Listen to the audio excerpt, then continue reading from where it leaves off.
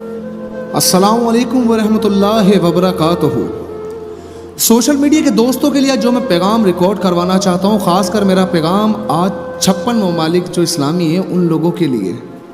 56 اسلامی ممالک، تعداد نہیں بتاؤں گا مسلمانوں کی کتنی تعداد ہے پوری دنیا میں، کیا فائدہ کہ گنتیاں کر کے بتایا جائے۔ میں تو ان 313 صحابہ کی بات کروں نا کہ جن کے پاس ایمان تھا، جو آگے ہزاروں کا لشکر دیکھتے ہوئے بھی کافروں سے ٹکرا جاتے تھے ایمان کی طاقت محسوس کرتے ہوئے۔ پھر میں کیا کہوں کہ اتنے سارے مسلمان ہونے کے باوجود بھی آج میری بہنوں اور ماؤں اور بچوں کی گردنوں پہ پیر رکھا جاتا ہے اور کوئی کچھ نہیں کر پاتا۔ ایک مسلمان ملک ایسا نہیں جس کی غیرت ایمانی زندہ ہو۔ اسرائیلی فوجی کا یہ گھٹنا مریم اصاف کی گردن پر نہیں بلکہ 55 مسلم ممالک کے حکمرانوں کی عزت و غیرت کے اوپر ہے۔ اگر کوئی زندہ ضمیر ہو تو ضرور محسوس کر رہا ہوگا اس گھٹنے کا دباؤ اپنے ضمیر کے اوپر۔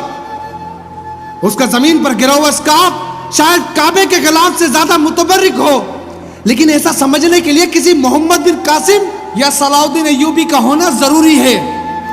آج سپر پاور بن چکے نا مسلم ممالک، کتنے سارے میزائلز بنا چکے نا، تو پھر میں کیا کہوں کہ مسجد اقصی میں رکھے پتھر تمہارے ان میزائلوں سے لاکھ گنا اچھے ہیں کہ آج بھی مسجد اقصی کی حفاظت کر رہے ہیں۔ ہمارے انبیاء کی سرزمین پر رمضان کے مہینے میں جس طرح ان لوگوں نے بربریت مچائی، کسی کو کوئی فرق نہیں پڑا۔ یار کس منہ سے مدینہ منورہ جاتے ہو؟ یار کس منہ سے حضور علیہ السلام کی بارگاہ میں جاتے ہو؟ تمہیں شرم نہیں آتی کہ تم جاتے ہو حضور علیہ السلام کا سامنا کرتے ہوئے تمہیں ڈر نہیں لگتا کہ نبی کی امت پر ظلم و بربریت مچ رہی ہو اور تم تماشائی بن کر ایسے حکمران بن کے بیٹھے ہو کہ تمہاری غیرت جوش نہیں مارتی؟ پھر صحیح کہا نا ڈاکٹر صاحب نے کہ دل میں عشق محمد نہیں ہے اگر کلمہ سنانے سے کیا فائدہ؟ قلب میں شوق طیبہ نہیں ہے اگر مکے میں آنے جانے سے کیا فائدہ؟ خشک سجدے کیے، خوب ماتا گھیسا اور پیشانی پہ داغ سجدہ بنا، قلب داغ محبت سے خالی رہا، یوں ہی ماتا گھسانے سے کیا فائدہ؟ کس کو دکھا رہے ہو تم یہ جا کر فوٹو سیشن کرواتے ہو؟ وہاں تمہیں اپنی ماں بہنوں کی آہو بکا سنائی نہیں دیتی؟ تم حجاج بن یوسف سے بھی ظالم ہو۔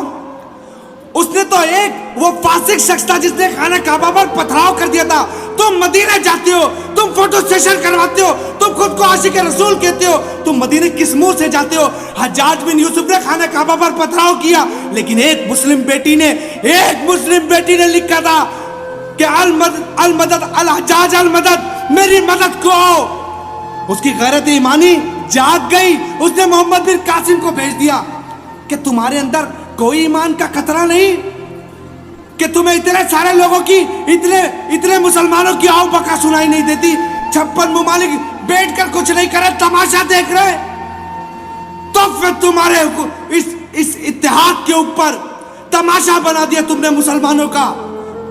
اور اللہ کیوں نہ کرے تمہیں ذلیل کہ تم اتنی طاقت رکھ کر بھی مسلمانوں کے لیے کچھ نہیں کر پا رہے، کیونکہ تمہارے ملک کا مسئلہ نہیں ہے، تمہیں صرف اپنوں کے اوپر روب جمانا آتا ہے، تمہیں اپنوں کے اوپر طاقت دکھانا آتا ہے۔ اگر یہی طاقت تم کافروں پر دکھا دیتے تو شاید رب بھی تم سے راضی ہوتا اور تمہاری قوم بھی تم سے، لیکن تم نے ایسا نہیں کیا۔ میں تمام مسلمانوں کو کہتا ہوں، احتجاج احتجاج احتجاج، جتنا ہو سکتا ہے اپنے ایمان کا حصہ سمجھتے ہوئے احتجاج کرو کہ ہم اسرائیل کو دہشت گرد مانتے ہیں، وہ دہشت گرد ملک ہے، بلکہ ہم تو اس کو کچھ مانتے نہیں، وہ صرف ایک بکواس ہے، وہ صرف دہشت گرد ہیں، وہ کچھ بھی نہیں۔ قائد اعظم نے اس کو کبھی ریاست تسلیم نہیں کیا، ہم بھی نہیں کرتے۔ اٹھائے گرے لوگ، حرام کی پیداواریں، ان کو تم تحفظ فراہم کرتے ہو صرف یہ کہہ کر کہ تو یورپی یونین تم سے ناراض ہو جائے گی۔ وہ ملک جس کا تجزیہ نکالا گیا کہ وہ پورا کا پورا ملک، اس کی زیادہ تر آبادی حرام کی ہے، تم اس سے ڈر گئے؟ اگر تم حضور کی عزت پر یہ بھی کر جاتے نا، ان سے لڑ جاتے، ان میں طاقت نہیں تھی تمہارا مقابلہ کرنے کی، لیکن تم جتنا جھکتے گئے، دبتے گئے، یہ تمہیں اتنا دباتے گئے، کیونکہ اللہ نے صاف فرما دیا کہ یہود و نصارہ تمہارے کھلے دشمن ہیں۔